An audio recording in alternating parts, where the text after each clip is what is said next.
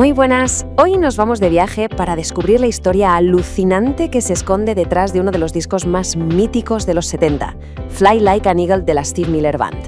Veremos cómo el puro agotamiento, un sintetizador de $190 y un accidente de lo más afortunado dieron vida a una auténtica obra maestra. Vamos a ello. Pero ojo, antes de despegar quiero dar las gracias, pero así en mayúsculas, al blog La Playlist del Yello. De verdad, sin su currazo y su pasión, este repaso a fondo no sería posible. Mil gracias por hacerlo realidad. Venga, vamos a situarnos. Para entender bien la magia de este álbum, tenemos que viajar a mediados de los 70, a Estados Unidos. Y os adelanto que no era una época, digamos, tranquilita. El año 1973 fue un año de muchísima tensión social y política. Como vemos aquí, mientras acababa la guerra de Vietnam y el Watergate lo ponía todo patas arriba, la carrera de Steve Miller estaba en la cima. Su single The Joker llegó al número 1, pero el precio de esa fama, después de una gira de más de 200 conciertos, fue el agotamiento total. A ver, imaginad el panorama, tocar en más de 200 ciudades. La gira de The Joker dejó a Miller completamente fundido, vacío de ideas. Así que, justo en lo más alto de su carrera, tomó una decisión que dejó a todo el mundo con la boca abierta. Y esto nos lleva directamente a su siguiente movimiento. Un paso súper valiente que lo alejó de toda la maquinaria de la industria musical para, básicamente, volver a encontrarse a sí mismo. Pues sí, tal cual. Miller le dijo a su discográfica que necesitaba un descanso.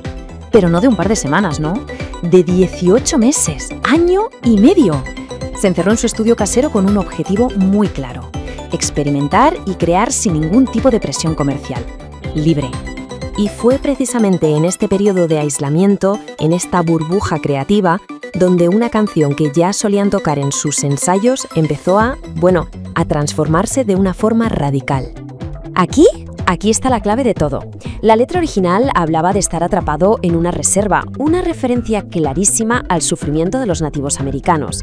Pero al cambiar esa palabra por revolución, la canción se convirtió en algo mucho más grande, en un himno universal para cualquiera que buscase un cambio y soñase con la libertad. Buena pregunta, ¿verdad?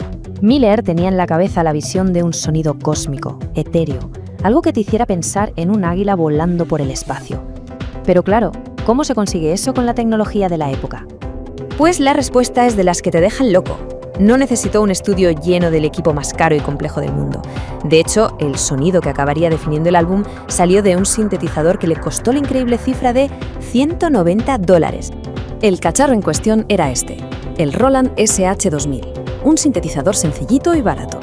Miller no lo quería por sus sonidos complejos, sino por presets que en ese momento estaban pasados de moda, como el sonido del viento. Conectó ese efecto tan simple a un Ecoplex, que es una unidad de eco de cinta, y magia pura.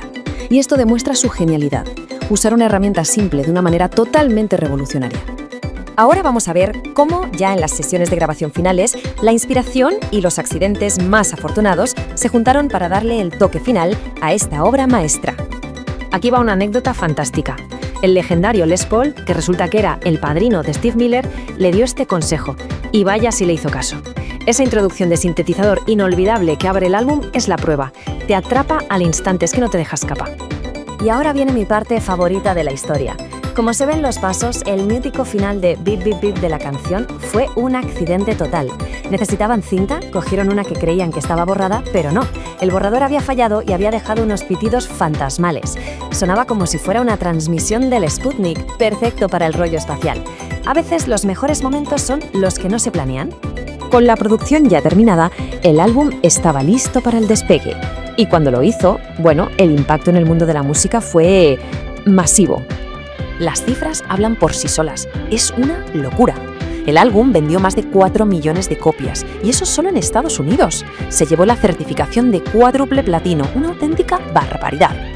Y el éxito en las listas fue sencillamente arrollador.